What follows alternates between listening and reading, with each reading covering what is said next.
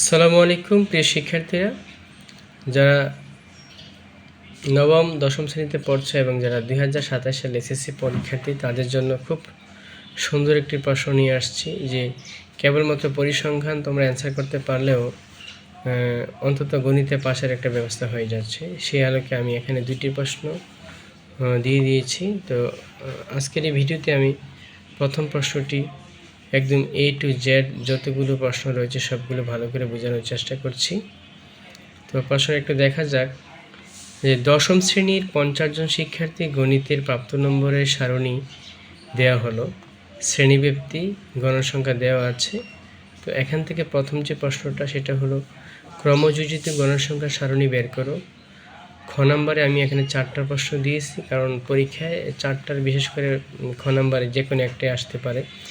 প্রদত্ত তথ্যর প্রচুরক নির্ণয় করো, মধ্যক নির্ণয় করো, সংক্ষিপ্ত গড় বের করো বা তথ্যর আলোকে গড় বের করো। আর গ নম্বরে মূলত থাকে এই 3টা কোশ্চেনের যে কোনো একটা। প্রদত্ত তথ্যর আলোকে আয়তলেখা অঙ্কন করো, গণসংখ্যা বহুভুজ অঙ্কন করো এবং অজীব রেখা অঙ্কন করো। তো আর কথা না বেরিয়ে দেখা যাক আমরা আমাদের অ্যান্সারে চলে যাচ্ছি। তো প্রথমে আমরা চলে যাচ্ছি সৃজনশীলে যে প্রশ্নটি দিয়েছিলাম তার 1-1 ক নাম্বার অ্যান্সার। ওখানে লেখা ছিল ক্রমযোজিত গণসংখ্যা সারণী। তো ক্রমযোজিত গণসংখ্যা সারণীর জন্য তোমরা প্রথমে কি করবে, প্রশ্নে সবসময় দুইটা অংশ থাকবেই, যে শ্রেণীব্যাপ্তি গণসংখ্যা আর এই লেখা এই ঘরটা একটু বেশি এক্সট্রা হবে যে ক্রমযোজিত গণসংখ্যা। শ্রেণীব্যাপ্তি গণসংখ্যা তো থাকলোই, বাট যে অংশটা চাওয়া হয়েছে সেটা আমরা আগে অঙ্কন করে ফেলব। তো শ্রেণীব্যাপ্তি গণসংখ্যা এখানে হবে ক্রমযোজিত গণসংখ্যা। তো ক্রমযোজিত গণসংখ্যা বের করার সহজ পদ্ধতি হলো গণসংখ্যা প্রথম যেটা থাকবে সেটা ঠিক থাকবে। যেমন এখানে ছিল 6 ঠিক থাকবে। তারপর কোনাকুনি যোগ একটু খেয়াল করো, এই 6-এর সাথে 8 যোগ করলে হয় 14, এই 14-এর সাথে আবার 10 যোগ করলে হয় 24, এই 24-এর সাথে 12 যোগ করলে হয় 36, 36-এর সাথে আবার 5 যোগ করলে হয় 41, 41-এর সাথে 7 যোগ করলে হয় 48, 48-এর সাথে 2 যোগ করলে হয় 50। তো শিক্ষার্থীরা, আমি আশা করছি তোমরা বুঝতে পেরেছ। তো আমি আরেকবার বুঝিয়ে দিচ্ছি, গণসংখ্যার প্রথম সংখ্যাটা ঠিক থাকবে, গণসংখ্যার প্রথম সংখ্যা অবশ্যই ঠিক থাকবে, এখানে যা থাকবে তাই থাকবে। যেমন এখানে আছে 6, তাহলে 6, তার পাশাপাশি এই সংখ্যা কোনাকুনি যোগ হবে। 6-এর সাথে 8 যোগ করলে 14 হয়, 14-এর সাথে 10 যোগ করলে হয় 24, 24-এর সাথে 12 যোগ করলে হয় 36, এইভাবে 50 পর্যন্ত আসলো আর কি।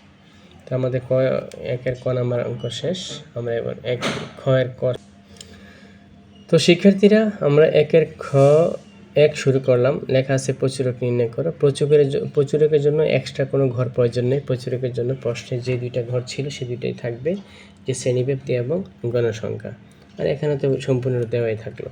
তো প্রচুরক জিনিসটাকে বুঝতে হবে, গণসংখ্যা থেকে কীভাবে বের করবো। প্রচুরক হলো যেখানে গণসংখ্যা সবচেয়ে বেশি বড় থাকবে সেইটাই হবে প্রচুরক শ্রেণী। তো দেখা এখানে 6, 8, 10, 12, 5, 7, 2 আছে।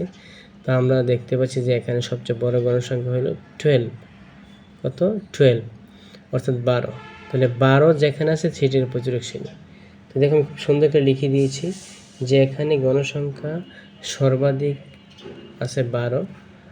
তো 12 কোন শ্রেণীতে আছে খেয়াল করো, এই যে 12 আছে এই যে 61 থেকে 70-এর মাঝখানে।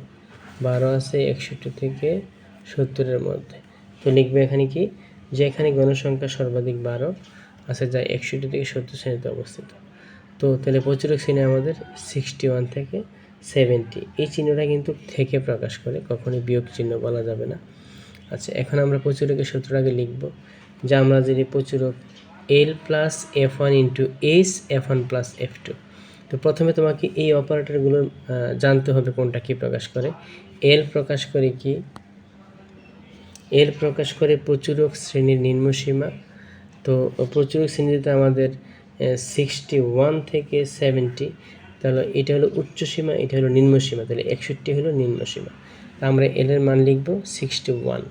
এবার F1 আমি একটু বাংলাতেও লিখে দিয়েছি তোমাদের সুবিধার্থে।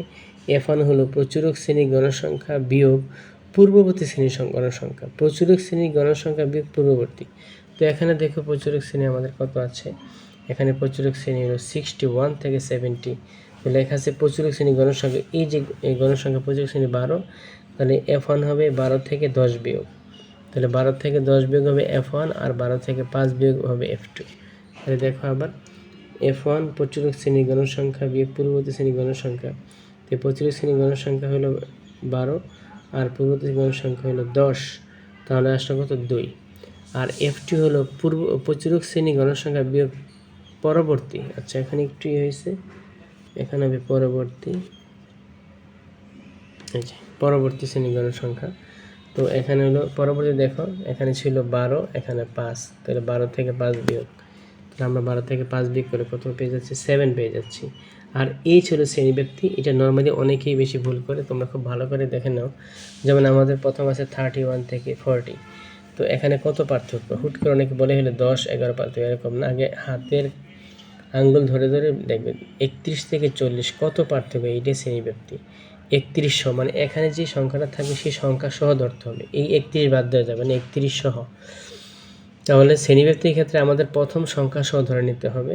তাহলে 31, 32, 33, 34, 35, 36, 37, 38, 39, 40, 41, এখানে 10টা ঘর, তাহলে আমরা শ্রেণীব্যক্তি হচ্ছে 10। এখন আমরা কী কী পেলাম দেখো, নিম্নসীমা L পেলাম 61, F1 পেলাম 2, F2 পেলাম 7, আর H পেলাম 10। এখন আমরা প্রচুরকের সূত্রের মধ্যে মানগুলো বসিয়ে দিচ্ছি। এই যে L এর মান 61, এই F1 2, H 10, এই F1 2, আর F2 7। তাহলে এখন 2 আর 10 গুণ করলে 20, 7 আর 2 যোগ করলে হয় 9। আবার খেয়াল করে এই দুইটা গুণ আছে, এই জন্য গুণ হয়েছে, 10 দুগুণে 20, আর এই দুইটা যোগ অবস্থা আছে, 7 যোগ 2 কত হচ্ছে 9। তাহলে 20কে 9 দিয়ে ভাগ করলে 2.22, যদি আরও সংখ্যা থাকে লিখতে পারো, অথবা দশমিকের পরে 3টা বা 2টা সংখ্যা লিখলে হবে। তো 20কে 9 দিয়ে ভাগ করলে হলো 2.22, আর 61-র সাথে যোগ করা হলো 63.22। এইটা হলো অ্যান্সার। আশা করছি বুঝতে পেরেছো, আমি খুব সুন্দর করে বুঝিয়ে দেওয়ার চেষ্টা করছি। তো পরবর্তী আমরা বের করব মধ্যক।